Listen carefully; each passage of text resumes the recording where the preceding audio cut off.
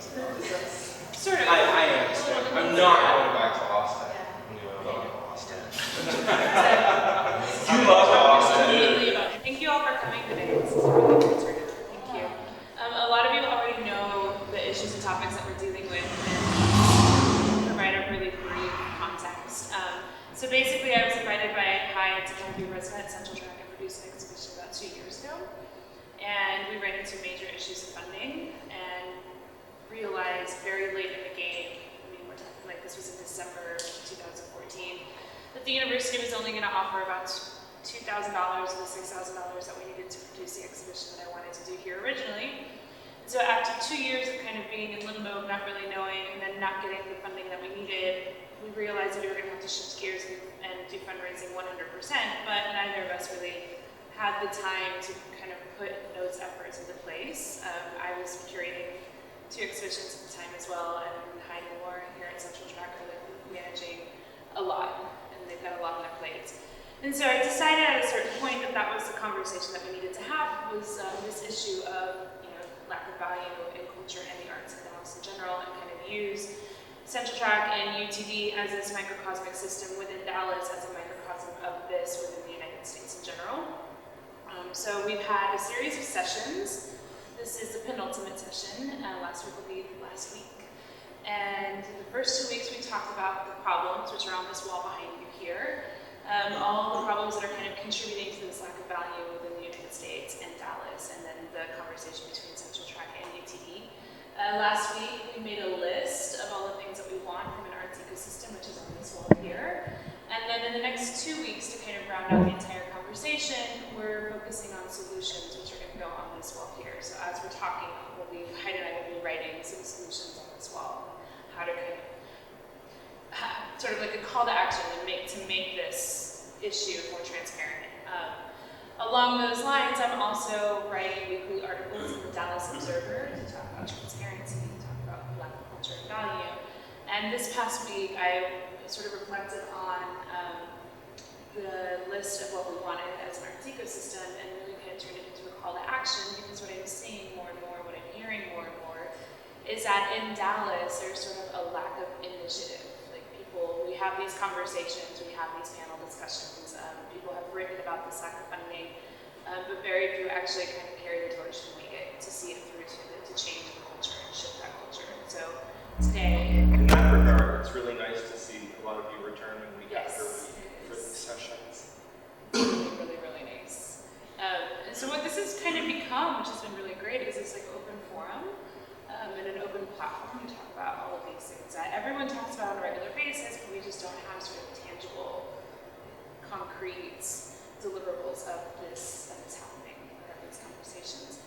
So I want to open it up to everyone today. So we've got what we want on the wall here. There's a lot of like really tangible things on that wall, as well as a lot of sort of idealistic things, which is fine as well. But one of the things that we talked about last week is like things like healthcare for artists, or like subsidies for rents and things like that. So if you have any, I don't know, should we start with anybody? I wasn't here last week, and I was in Marfa, so I don't have the moment. Well, I guess one solution that I think, hello. I think one thing that would be sort of something leading to a solution would be continuously having this conversation. I think a lot of times this conversation will happen and will kind of just fizzle out. And so kind of have regularly and have sort of sustainability in it, which would be really great. Well, I know, I was just going to say, as an artist, I feel a little frustrated having to organize these bits, because I wish the infrastructure was set up so that I could just make my art, but I just don't think that's really the contemporary world that artists live in. And I'm sure a lot of you share the same thing, like, I just want to go like, well, we're doing the work, we're producing, like, meet us halfway, but I think we kind of, like a lot of things, we kind of, if we want it really, we have to make it. It's like a relationship, right? I mean, yeah, with somebody that doesn't maybe like you so much. Yeah. But yeah, and I mean, I see that as well, and it's a really difficult thing. So like, we've been doing this for 5 weeks now almost, and it's like, to be here every week consistently, it takes a lot. It takes a lot out of it, and like after the sessions, we're pretty much wiped, because all of these sessions have gone 2 hours or more, and it's great and fantastic, and we should be wiped by the end of it, but it's like, it's exhausting as well, you know, and to do that and to make your work on top of it is really hard. Yeah, yeah. But, I mean, what has happened, even just out of the 5 weeks of doing this, is that people are taking note, like we're seeing more faces coming, and it's becoming more visible on public sphere. So today, actually, someone from a project space in Houston has been sharing all the articles as well as the events from CentralTrak. That's great. Saying that kind of thing, this kind of thing needs to happen there as well. So, Is that She Works Flexible? Lynn McKay? no, it's Jonathan. Oh, good. Yeah. I don't actually know him. Okay. So I guess what would the solution would be to continue the platform? Maybe? And you guys, Jump in here, please. yeah. My question, like as an outsider from Dallas, I haven't gone to the other meetings, probably talked about it. I know the chat, but as an outsider, how much do you feel the community gives more sort of credibility as not being an Dallas artist? And maybe a solution would be to get more people from outside of Dallas. More people outside of Dallas? Involved here. That's actually really, and that's one of the things that we have on our list over there is more support for artists to visit Dallas and then more support for Dallas artists to leave Dallas as research. Yeah? Well, you've been in the Dallas art scene for a long time, Karen, and like I keep hearing from other people that it's changed so much in the last 5 years, and it's such a better place for artists to be. But I don't have that perspective because I've been here just 4 years.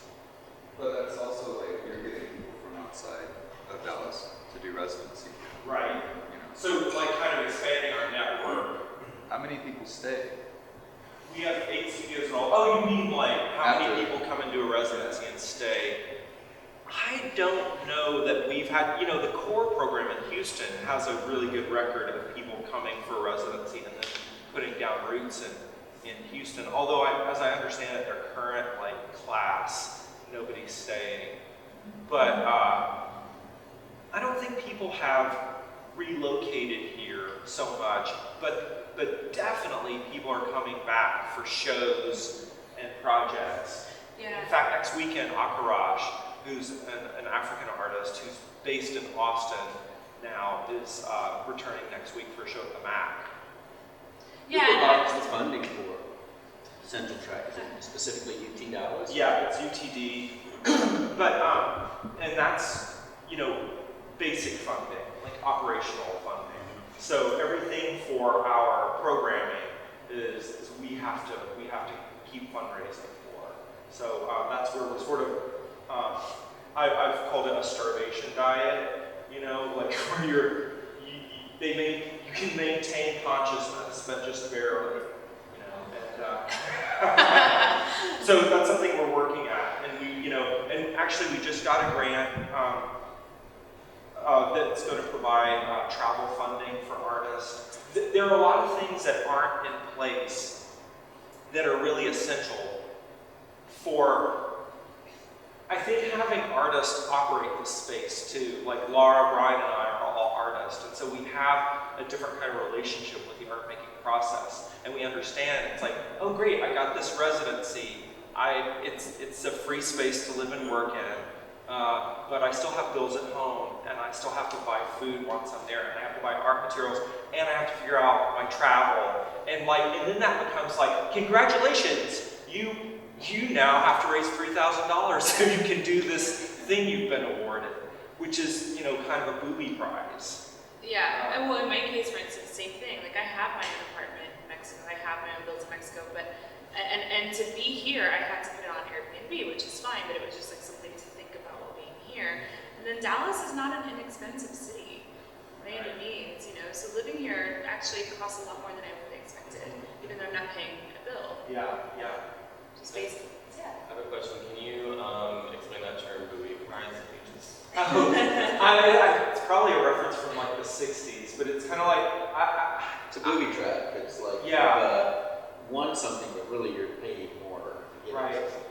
I guess it's like I'm thinking about there's this game show called Let's Make a Deal, and you choose what's your prize. It's going to be what curtain, and the curtain pulls back and it's a washer dryer, or it's a goat, and so it's like wah wah. But when I was a kid, I was always like, yeah, they want a goat. Because you're on a farm. Who wants a washer dryer? But yeah, so it's like a prize. It's not really a prize. It's a joke on you. But to go back to the original question of, do artists stay? I've been doing site visits leading up to this point at CentralTrak in Dallas for the past year and a half, 2 years. And since being here, I have been invited back multiple times. So it's not to say that once you're in Dallas, you're just in Dallas, and then you leave and you're totally cut off. And I think that is the great thing about CentralTrak is that there are a lot of resources and connections that can happen here to make the conversation continue. But it's a matter of there's like a disconnect between the continue part because you have to get here. Yeah, that's right. Like We get a lot of, because we have our own network, but we get a lot of people from New York and, these other cultural centers, these other cities that will email us and ask us what's going on in Dallas. A lot of people are fleeing these cities. A lot of artists are fleeing these cities, and so Dallas is definitely on their radar. So it's not maybe a solution, but it could happen. We just have to reach out to them more often. And again, we don't want Dallas to be the movie prize where it's like, we've heard great things, we're down here, what's going on? And I think Dallas Who likes Uptown? Dallas is a funny city too because Dallas has a history of like wiping itself out and then starting over and then wiping itself out and starting over. And so right now I think it's really good, Dallas is really good at putting up this facade of support, but the reality of the situation is that there is very little. And there's actually a huge disconnect between like grassroots initiatives and funding to support that, and then like the big institutions like the Dallas Contemporary and the DMA and the National GSA have money, they're getting money, great, that's fantastic, but there's very little trickle down for things in between. And that's a really big issue, and yeah. Like even in Leslie's case, now that she's been here, she's met people, she's worked here, you have a relationship with Dallas. Now how easy is it going to be for Leslie to come down here on her own dime to do projects or to invite Dallas artists to work in Mexico City and that kind of thing? So is it more things like the DMA grants that provide, or is it? Well, the National just started one. The National. The Office of Cultural Affairs. So those are happening, just within the past couple of months. Yeah. That they're offering the micro grants and the things that, for these other problems that we've been asking for. So they are happening. I think things like the micro grants are a really good initiative. I'd like to see them turn into real grants instead of micro grants, but it's a good start. And then, like Sylvia has been here a couple of weeks, and she talked about the parking meter project, which is also a start. I mean, not the best one, but things like that where you're actually like you're seeing the city kind of make steps towards making arts and culture some sort of a part of like a common space. Does the contemporary Dallas Contemporary show work by local artists? They do. Yeah. They do. It's part of the program. Yeah. What? But they have a new curator. I'm not sure what's happening. Yeah. What I'd like to see is the micro grants coming from the community and really engaging that and really enriching the whole scene. And that's how you. Like everybody's got a stake in it. Yeah, exactly. Instead of just like, we'll let the Nasher do that. Right. Well, and that's how you kind of liven up the community. Yeah. The Ownership. Have you heard of the Awesome Foundation? Awesome. Yeah. It's this foundation that happens in different cities, and it's basically groups of people that are nominated by the community. I think they're nominated. I could be wrong with that. But they're invested in making these micro grants happen because there's actually like a membership fee to sit on this jury of people to award these $1,000 micro grants. And so they have to give, I think, somewhere between like $10 to $50, depending on what city they're in. a month and pay dues, and all of those dues go to awarding microgrants. So it sounds like it's something similar to that, which could totally happen here. I mean, I had this idea yesterday, actually, about organizing some platform where people could donate, like, airline miles.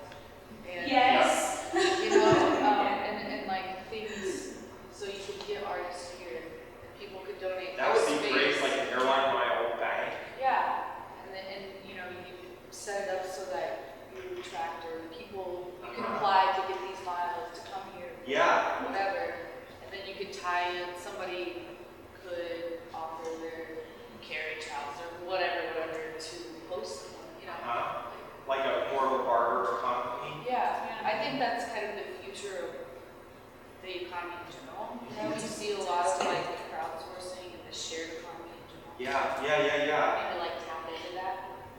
Yeah, we were talking about this in our studio last week, and we were talking with our friend, our partner Josh, that works in our studio. And in the Czech Republic, they're pretty socialistly minded there, but they have a program like where artists can trade artwork for things like dental visits, doctors' visits, lawyers, accountants, and they don't necessarily, and they have it organized in kind of like a pool. So like when you have a storage problem and you have like this extra art, like people like this group that you work with will take your art and like place it into a place that needs, or an office or something that needs art. They don't own it, and it's still for sale, and it's still yours.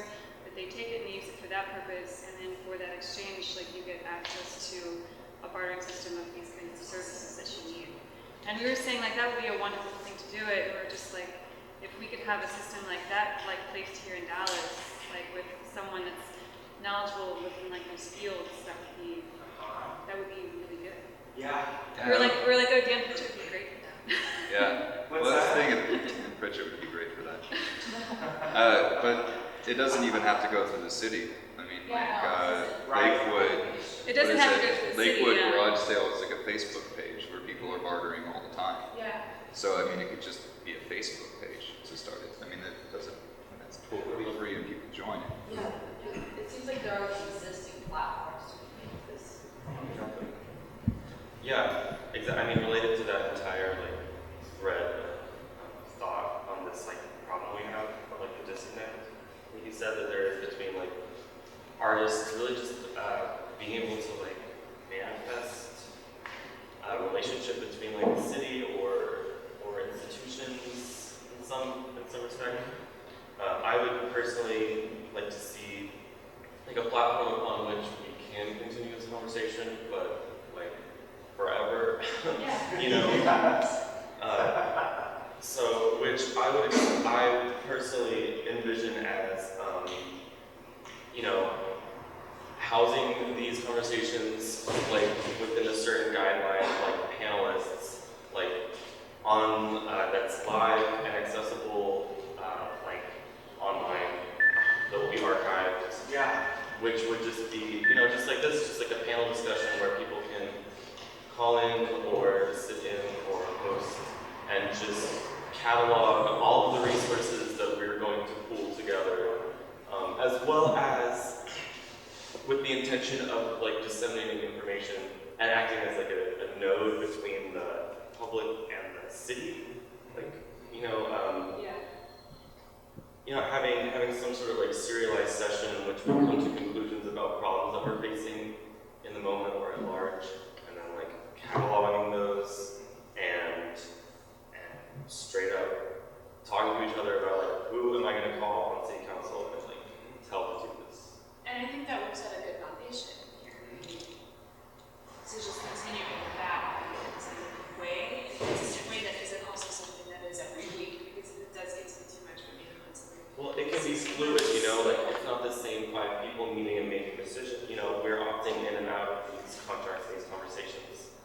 But, like, yeah, it's like, because we kind of already do that. When I come to CentralTrak, and I come to Drawing Club every other week, which is like my biggest interaction with this institution. That's kind of what we do, but it's just like casual and friendly, and we just support each other through basically morale, like hanging out. That's what I always say when I invite people to children artists, that it's a drawing group, and I see them kind of, it's like, oh, is it competitive, or or is I don't know if I can draw, and it's like, no, it's about like sitting around and networking and finding things in common, and people end up collaborating on projects or birthing projects out of the group. So just the content, actually, again, the community and just being in the same room, it's different. So there's, I've been recently getting interested in the act of podcasting, or because it's a platform, which is basically what I outlined as being I'm interested in seeing. Yeah. Like, you just put some people on topics in front of the camera, and then as long as you make sure that the candidates you're exchanging out and interacting with are, as long as they represent different parts of the community that have things that they want to get done. Yeah. Well, an interesting thing too is that there is already a Facebook page for Dallas artists. Jesse and I have been kind of playing with and exploring, or more Jesse with me. I just been looking at it. But that would be a really great platform to kind of mobilize in some way, because it is social media. They have tons of members. Like 200 members, I think. Well, that's what I was going to say, that there is these Facebook pages, but to start another one with more moderation of maybe it's not a place that you discuss sales. Yeah. You know what I mean? Because that distracts this conversation very quickly. Yeah. And this is a place to network, not to sell your wares. Yeah. Exactly. And I think we need moderators for that. Yeah.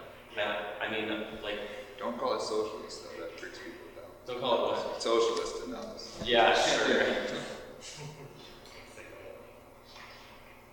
I sort of have the impulse to say, I feel like we need like a person that's dedicated to organizing this or moderating this or assembling this, because I know in my experience of getting excited about community efforts, it's sort of, it has a way of petering out, but if it's somebody's job and they're getting compensated for it, then they go to it, and they actually do it. It becomes their job. So I don't know.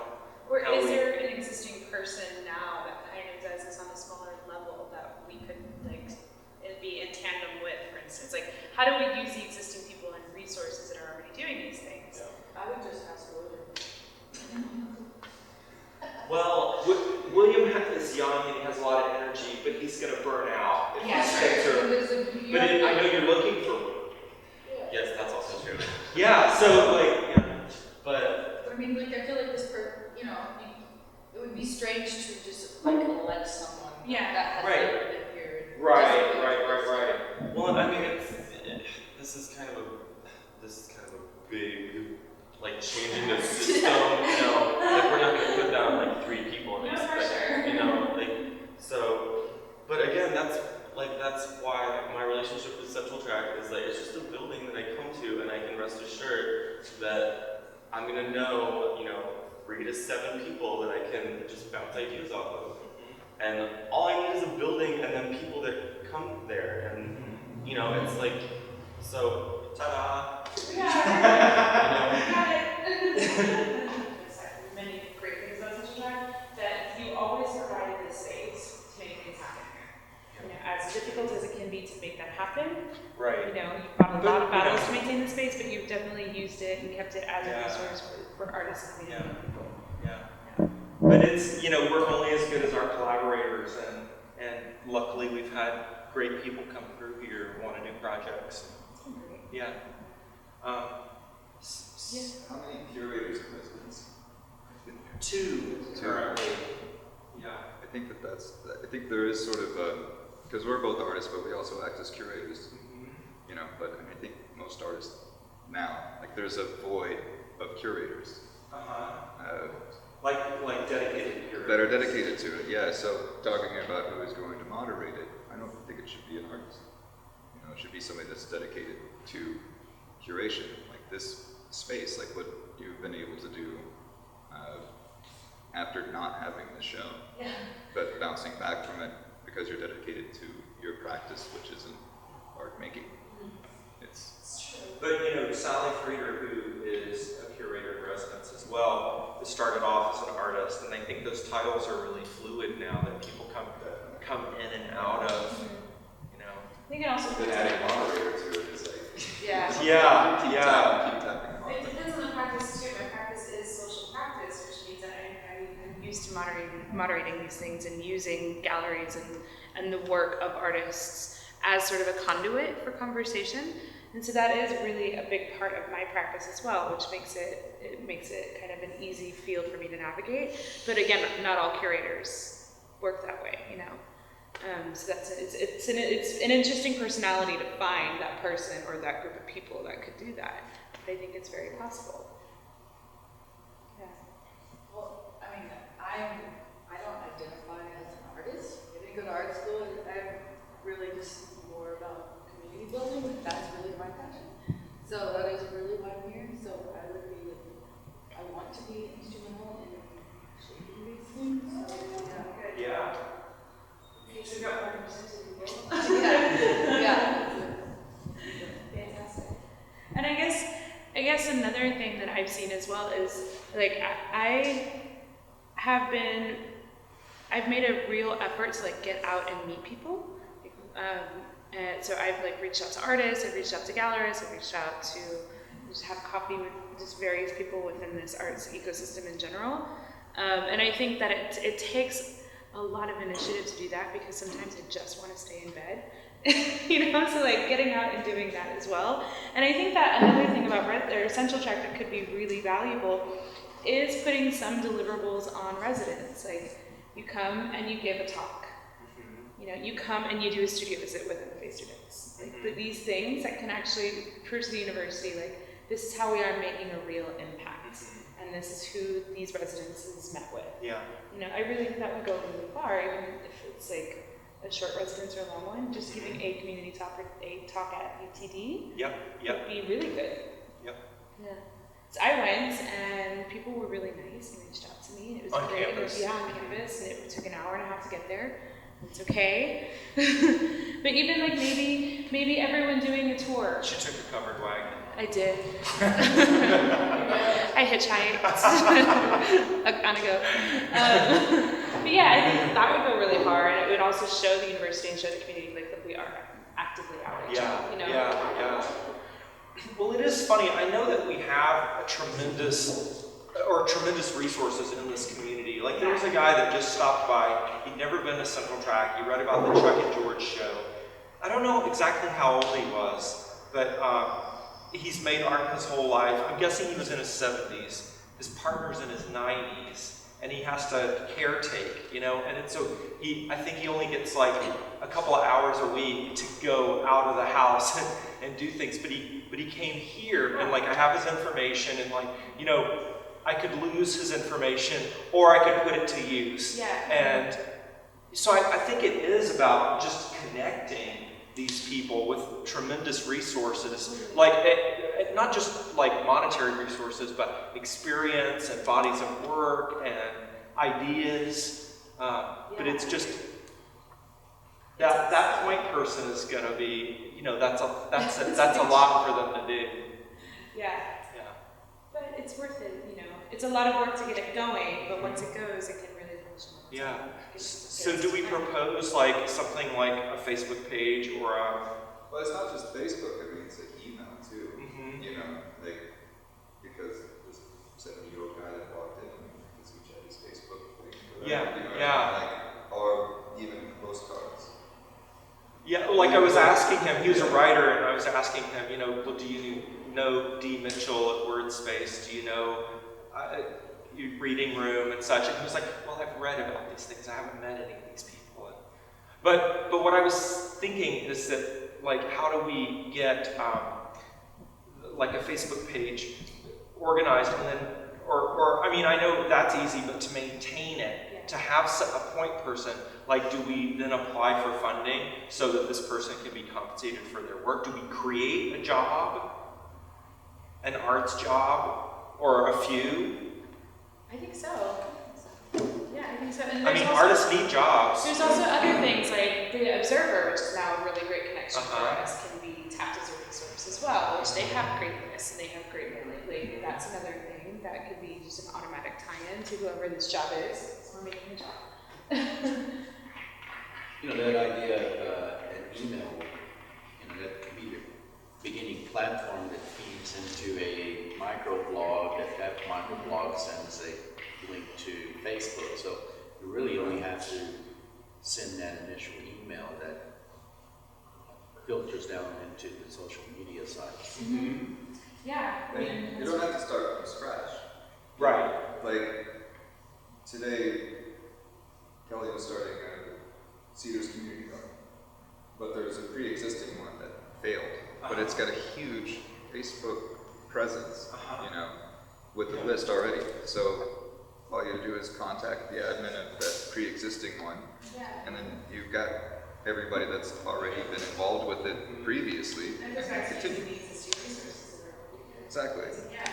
I think also like another project that was started, Justin Hunter Allen started this project, but it was kind of, he made basically something kind of, it was off Facebook, it was its own standalone website, but it was kind of operated like it operated like 4chan.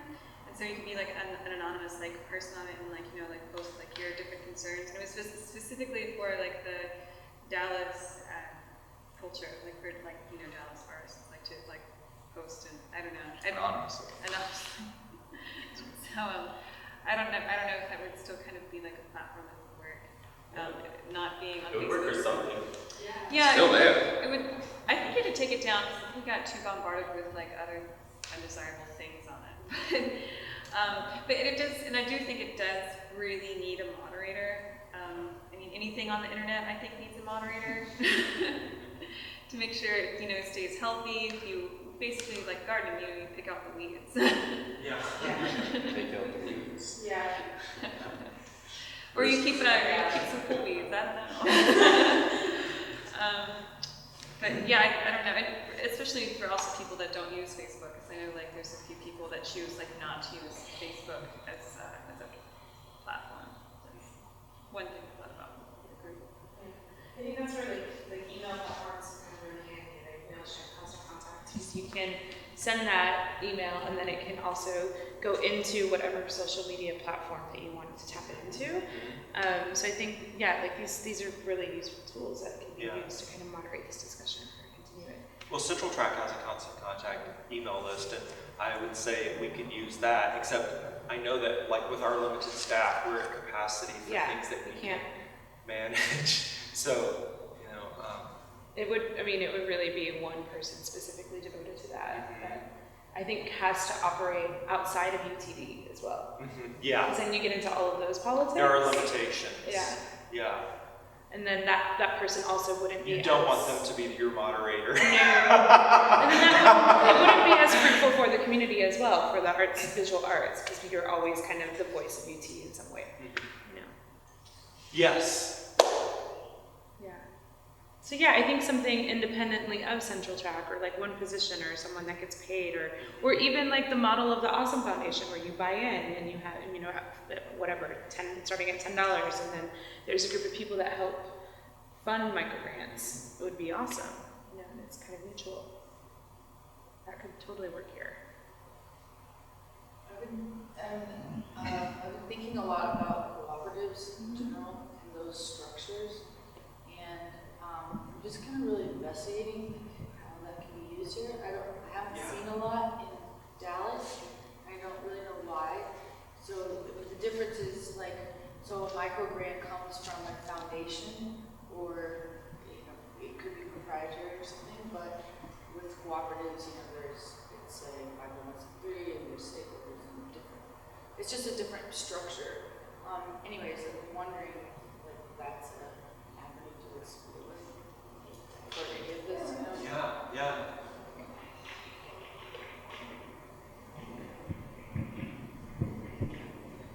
And isn't there, I mean, there is a history, like 500X was a co-op? Yeah. Right? Yeah.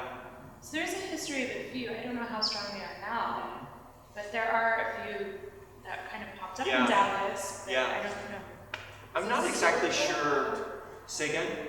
Is it still a co-op? Yes. Yeah, artist Yes. run. Yeah.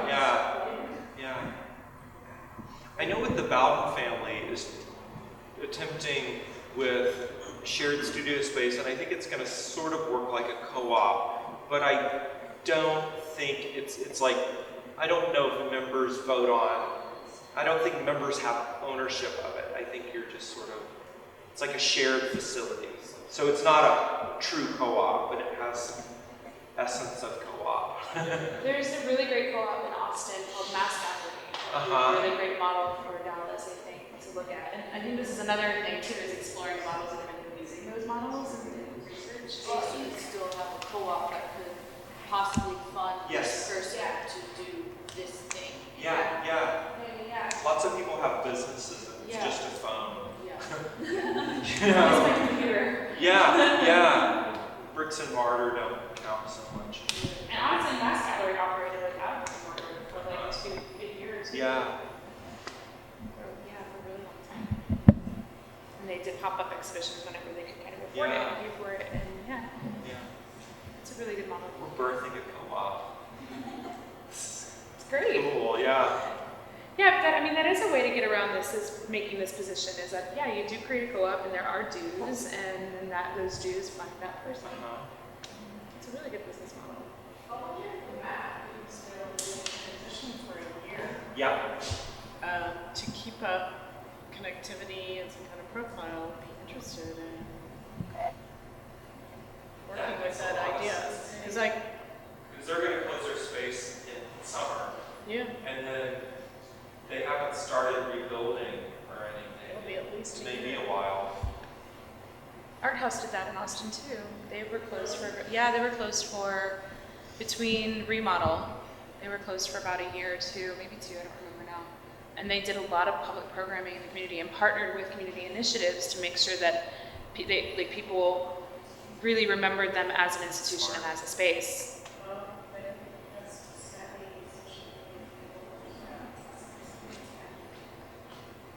Yeah, the Mac is moving literally across the street from us.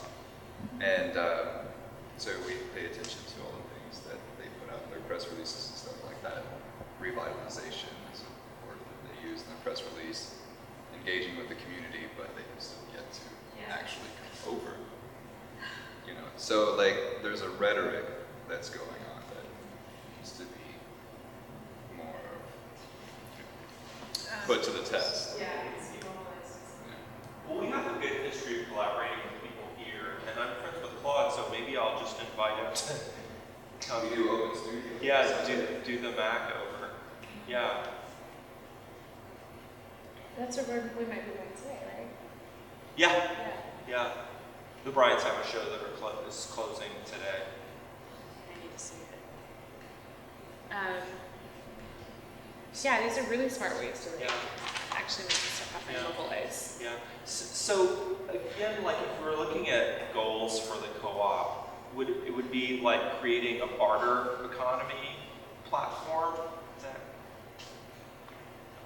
We have to start establishing alternative economic routes and infrastructures through which we can disseminate our capital, our equity, and our services, because obviously the one setup in Dallas does not work for working artists.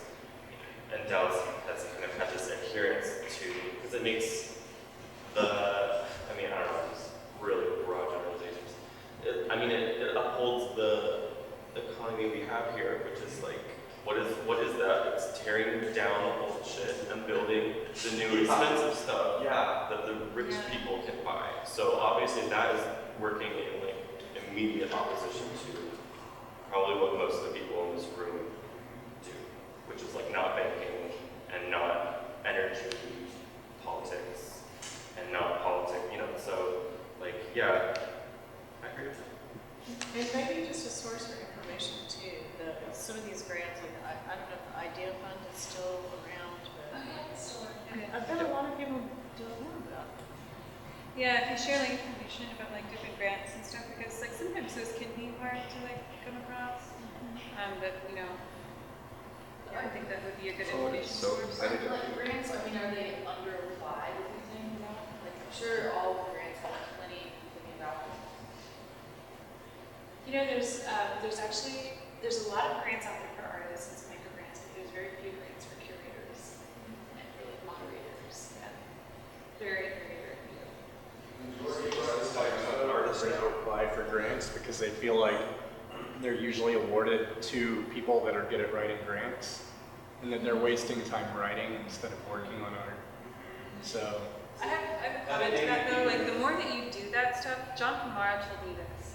He did a studio visit with me, and he's like, you know, he's actually making a remark about getting old. But like he was like, you know, things actually get easier. And Eli and I have been doing that. But like once you apply for a few of those grants, and I mean, you're not going to get a lot of them at the outset, but like the more you start like doing that stuff, the more like you write, the more you already have like that information and that documentation kind of like set to go. So the more you apply to doing them, the quicker they actually get. it's true, but time is finite. Maybe So that's a harder, if you want to use that much of economy your is time that for somebody could writing. offer grant writing services.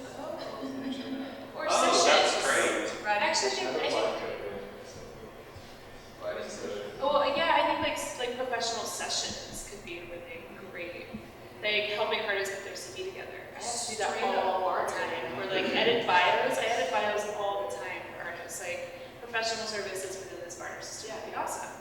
I actually traded a grant writer a piece of art to help prepare a grant for me once. Yeah, and I'm with you. It takes all of this time, and you're like, why am I not making art? This is, and it's all on a hope, you know. And about receiving and those grants, you start out small, and once you earn, you know, your living from the smaller grants, they see, oh, he was successful or she was successful with these smaller grants, let's try a larger grant, and then you go from 1,000 to 5,000 to 25,000. So you kind of go into this judgmental area where, oh, they've received all these grants, so they must be good at managing the grants. Yeah. And I've known some mediocre artists who are really good at getting grants. That's just their thing. They're plugged into it, and you're right. It's a momentum thing. Yeah. Once you're, I did.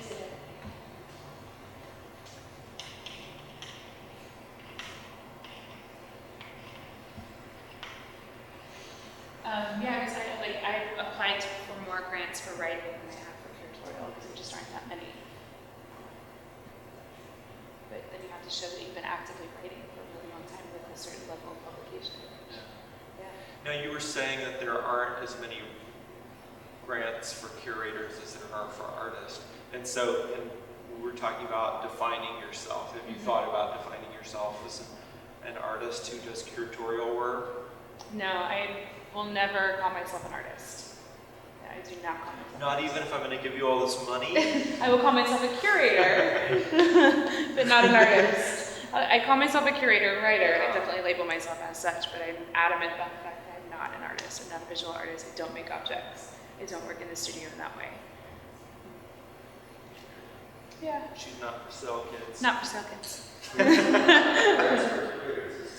It's another way of attracting people.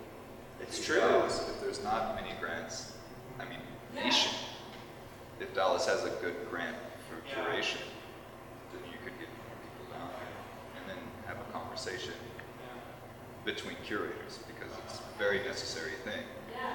That, I don't know, since we've been back, we realized there's a huge lack of people that are focused on putting shows together. Well, even this came out of a show that we were trying to put together, and it was just getting funding. So even this conversation, which became a bigger conversation, came from this non-existing exhibition. You know, so even like the lack of shows is something to talk about, or the lack of more curatorial production is something to talk about. So yeah, grants for curators would be huge here. There's a lot to talk about. And that's one of the reasons I wanted to open the residency up and encourage writers and curators to apply, because if we're all just artists, we're not having that exchange, and having curators here is a great dynamic. Like the word ecosystem. Yeah. It's cultivating an ecosystem Yeah. of all of these parts. All carpenters and no bakers years. Exactly. Yeah. Have to eat 2x4s then. Right, yeah, it's a big need, like nationally, is this grants for curators. But if Dallas could be at the forefront of that, it would be huge. Yeah. And then you can even do like curatorial residencies. We could be here at CentralTrak and use CentralTrak as the experimental space, but then like have a mentorship program with the DMA or something. Yeah. Well, the Whitney. That's right. Sally Frater was actually part of that program. She wasn't a messenger, but like At the Meadows. More, yeah. More. Yeah. Or no, it was the Pollock Gallery that she was a part of. Yeah. Yeah, she did a residency in the fall. 2014. I thought that was great. She did a great job there. When I think this issue of mentorship is also something that Dallas could kind of be at the forefront of as well. I come from a really, like, I basically got my teeth in Mexico City, and that is a system of mentorship. There's not a whole lot of schools where you can get an MFA program there. And so it's really about, working with one artist really closely, following their school of thought, and then that artist sort of mentoring you. And in my case, I had really good curatorial mentors. And so really setting up like a mentorship program within this professional network would be amazing. Yeah. Because that's not something that you see here. So I guess we have to connect these idea people with like money people who can support it. Yeah. Right. Right now. So like, there has to be money needed to afford everything, but the money part is where it's murky for things. Like, But again, to like the impetus for this entire series of sessions was that Leslie is asked to come here to do a project without the financial support. And at some point, like I was saying, William's really young, he's got all this energy, which is great, but I know, because I'm 51, you get tired and you don't want to do things for free anymore. And before you get to 51, you get tired. And so it's great if we could just be compensated for our work, and not everything is, like for the good. I know, like we have a lot of great intentions, but you still have to eat. Yeah. And have health insurance and a car and live like other people maybe do. Yeah, there are those things that do need to happen. Yeah. So at some point, I guess we have to find financial support for these efforts. Mm-hmm. And in a way that they won't, the people funding it won't insist on a commercial return or a commodification of what we're doing. Maybe in the long game, and that's how I try to sell people on supporting the arts, is that it eventually makes it just a better community to live within, which attracts businesses, but you're not going to see a return on your investment in 12 months. How do things like the Dallas Art Dealer Association and like that art history network, how do those work? Do you pay dues? Those are co-ops, yeah. Okay. Yeah. CAD is like that, Dada is like that, who else? But, the university It's just started a membership. really big institute, and now there's like a art history association associated with that. Okay, so Pay dues. if we weren't, so what you could do, would be to have a Kickstarter to start up a co-op. And then in order to participate in the co-op, you have like, we'll call them the professionals that would pay membership due for $50, and then the artists can participate for $20. Mm-hmm. And that would pay your membership dues for the year. The only thing is, and so it would obviously be very meager, but, hopefully it's not, it may not be a full-time job to begin with, So, Right, well, it's right. not going to be a full-time job, probably. Yeah. So then basically that person would just have to moderate this site, this Facebook page, and then, it would have to be really robust. You have to do profiles of each person, and there is time invested through that. Yeah. But anyways, that's a way to, and And then, of course, you can always collect from foundations. Like you don't exclude them, it's just in conjunction with.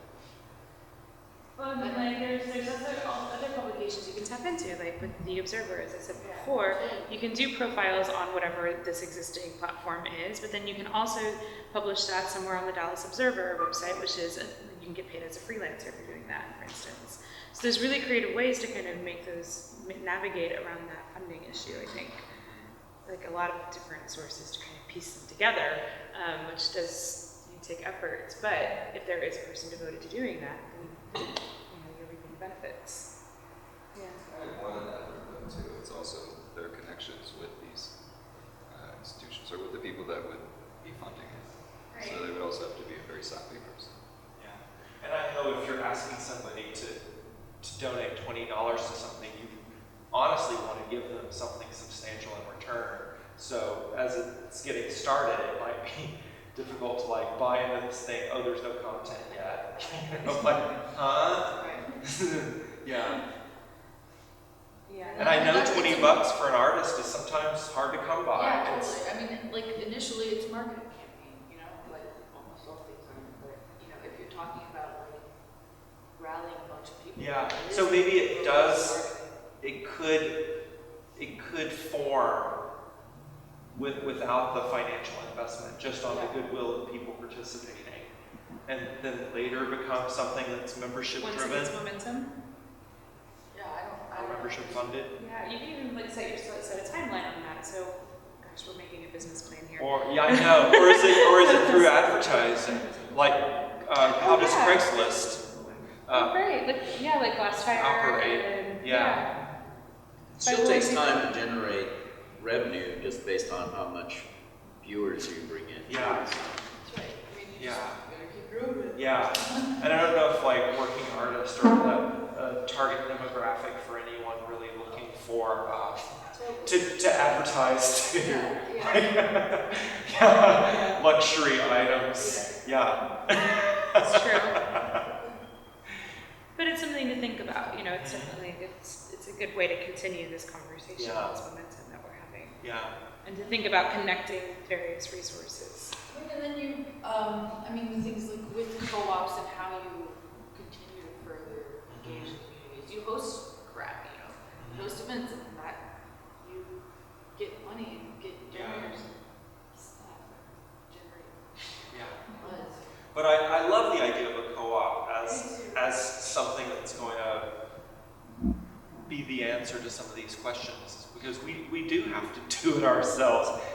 Clearly no one's stepping in to do this for us, and especially the way we'd like it done. Like there are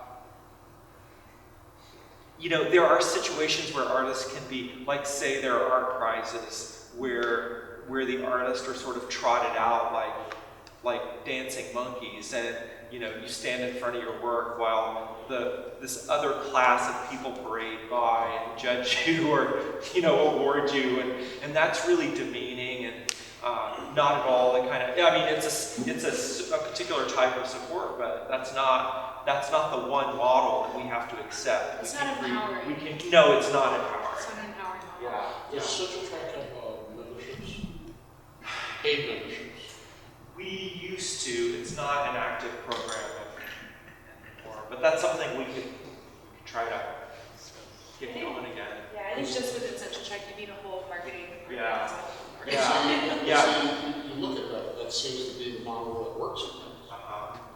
And you charge people for a paid membership. And it's basically so that you can attend the opening parties. Right. Well, which gets their exposure, gets that that class out here, that patronage class out here that you go to survive. Yeah. One thing that I feel like in conflict with like having memberships is that I always wanted all of our programming to be free and open to the public, so that it's accessible. And I know that people that can buy memberships don't necessarily even care what's going on down here. And also that's been a thing with when we bring up the idea of memberships or a certain accessibility to CentralTrak through memberships is I've said, like, well, what do we offer them that, like, we're not going to have champagne and caviar parties here. And so that's, you know, like, did you just buy a membership? Is it a booby prize? Yeah. Did you just buy something that's not really I think a that mirage? another way to think about memberships, though, is like through this idea of a co-op. Is that kind of like the Dallas Art Dealers Association? You know, once you buy into this membership with this co-op, then you are allowed this amount of information. Like you get this weekly newsletter or calendar that has all the arts listings and events going on in the entire city of Dallas, for instance, which is really valuable information. So there, you know, there could be a bigger level of membership that can kind of like umbrella the whole city, for instance. And then from there, it can support that one person that is managing everything, but also provide micro grants. You know, there's a lot of room there. But I think as in terms of like individual memberships within CentralTrak, I don't think it would necessarily work out as well, especially because you're part of UT. Mainly for that reason. Yeah, yeah. Because there's a fine line there. It's been a hard thing for me to wrap my mind around. Yeah. I have a question. Who would decide what a membership at CentralTrak consists of? Who like outlines the definition behind like a membership? Yeah. Like what's in it? Who makes it? It would probably be our development people at UTD. Right. I think what you started doing instead of the membership was the annual campaign where there were profiles of people that were staff people here. It was a great exchange of marketing who you are. Yeah. There was a recent, was it Dore and some other people that were campaigning to the art president of Dallas? Yes. Like, you know, to Well, sort of even piggyback on that. I know it was a big joke, you know, but it wasn't a bad idea. You know, so if you're looking for a moderator and art czar, then maybe you could just set up a campaign movement to get this person involved, and they choose themselves. Dallas Arts are. That came up again. It was a great idea. I mean, Oh, man. Is it a real thing? it wasn't a real I thing. know story. Yeah. It was like a, you know, performance. It was a performance, but it's a great idea. It was initially started by Ricardo Panapo. Yeah. San Antonio has something similar with the Contemporary Art Month. Every year they can nominate someone, and they take those nominations out to 5 top people that everyone in the community can vote for to be Miss Cam Antonio, CAMANT. Maybe. So it really takes like being really active in the community the year prior to get those nominations to then be awarded this really funny thing, you know. But it's a really visible part of the Contemporary Art Month for the following year. Sorry. Oh, I was interrupting, sorry. It's okay. Maybe use this as like the impetus to get funding for your bad project, you know, like maybe you have a campaign for art prom queen or you know, art prom. You have an art prom, and then you can have a king and queen, and then you are raising money for candidates, and then you can, you know, and then that money is diverted towards whatever. I have thought about the traditional Beaux-Arts balls, which are really fun. Maybe it's time for a party. Yeah. Maybe that's how we can call this work. Have a party. No, I think like an art prom or something Uh-huh. like really well planned, and you're on Valentine's Day. It's the thing you do every year on Valentine's Day is you go to this one ball benefit party thing, you know, and that becomes like CentralTrak, or that becomes the thing to fund this. Well, you know, that's very Dallas too, you know? Like, It is, right? And we're back at the art ball. The art ball. Yeah. But not as gross. Not as gross. That's a good point. We have the agency to like do these things on our terms. Yeah. And the problem is like, you know, the other side of that is like, well, how is the poll? Like, who's coming to it? Are you getting the people that you want to like help proliferate? But I mean, that's how you know, we can engage the non-artist, non-trust fundee, like public. You know, it's another solution. You know, the Observer does that art party in January, and that's I guess artists are invited, but general public pays like $35 or something to go to it. And there's also, talking about like Dallas throwing big art parties and how there's this divide between the creative class and the patron class, and they don't mix at these parties. Well, I think that the observer party is a good resource to start with it, because if artists can be invited and they're invited for free, that's a bigger statement than the eyeball party, for instance, where artists were not invited, Right. or not present, or we're not part of the party there. Yeah. I think that changes the statement Yeah. dramatically. Because the Observer, they do this thing where they honor significant people in the community, the mastermind awards, and that's what the party's around. Is that 100% list? No, it's different. It's different. But then there's this other side of that party. What is that party called? Artopia. There's this other side of that party, which I'll be publicly critical here, is that it's very wrong-headed. They set up these kind of absurd things where they'll have like 20 people at easels making paintings live. So the drunken public can come through and like watch people make paintings, really terrible paintings, But it's demeaning. Yeah. It's like, oh, this is what we do. We make art at parties. Yeah. You don't need a great degree of concentration or commitment, just cover the canvas, Once it's full of color, you're done. The work and then shine a whole bunch of disco balls One thing Proper art lighting, disco balls. Well, to think in terms of like these events for fundraising, Art Alliance Austin does their annual Art Night Austin twice a year on the east side of Austin and the west side of Austin.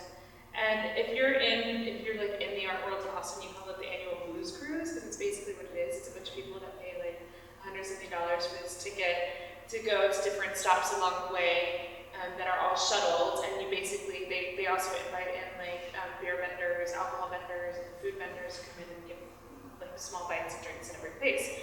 But what happens is, in the past it's been really gross, like this past couple of years with this new director, things have changed a lot. What happens is you get this group of people that would not normally go to these project spaces in East Austin, and so you're setting up this conversation with them. In the past 2 years, the director of Art Alliance Austin actually organized it so that there were talks happening when each of the shuttles arrived. And so there was this moment of like, this is what we do professionally, this is who we represent, this is the show that's going on, rather than just like standing around and drinking. So things like that actually can be really successful in bringing in these other people, and then artists are invited for free. We have something like that in Upland already.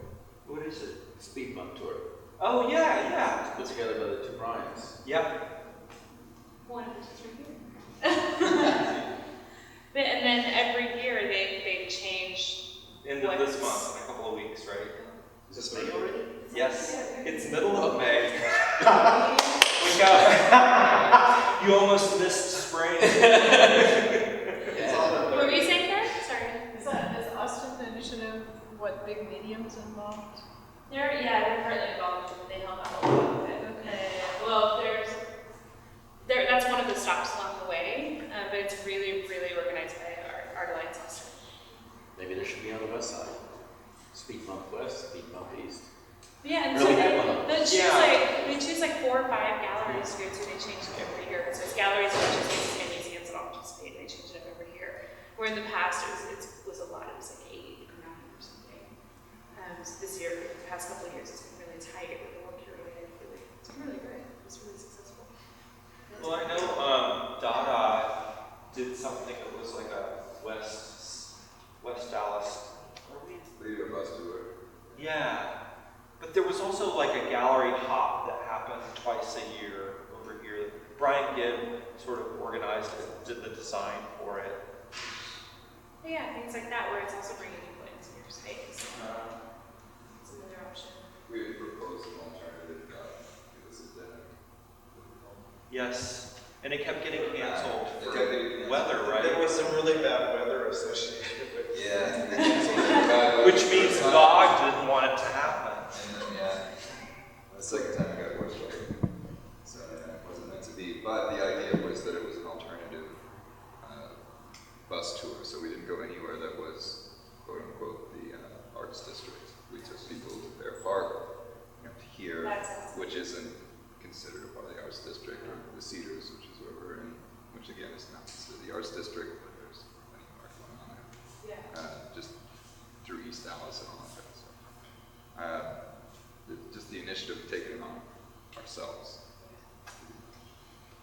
And there's resources in this neighborhood, I think, if you host some sort of fundraising party event, like Fair Park, who is Oh yeah. so ready and willing to do something like this with CentralTrak. Yeah. Yeah. Just this thing here that is so underutilized. Yeah. But these institutions. I know, right? It's crazy. But yeah, So we have. so we've got a lot of work. Yeah. I think the funny thing that I've been saying to a lot of people since I canceled the show is that I've actually ended up with more work from a canceled show than I would have had had I just gone through with this show. Because you opened up the conversation to something Exactly. much greater. But it's great. It's been Yeah. really, really, really wonderful. Yeah. I think in some regards, this is sort of like the Thanksgiving dinner where you've come home from college and you have these new ideas and you're harassing and terrorizing your family. But it's good. I mean, if the family's open to it, they can actually like grow with, the new ideas. And here we are. My personal family can never rise to the occasion. Our Thanksgiving dinner is really small. Good. So we have some action items, maybe? Yeah. And and we own it. Whatever it is that we feel like we have the capacity to pursue. Are we all connected via email? Because what we can do is type these up and like send them out. He's a new one. Yeah. So we should. Just a random walk-in. Oh, cool! Welcome. But we can type these out and actually send them out in some way. And I can put them in the Observer article that I write next week. So there can be a life to it as well. So we're all connected. David's our stenographer. So. I think we are. Yeah. We are now. We can do a sign-up sheet so that if you want just us. Yeah. Are there any final comments, remarks?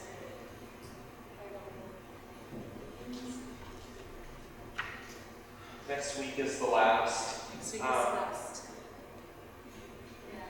It's a party.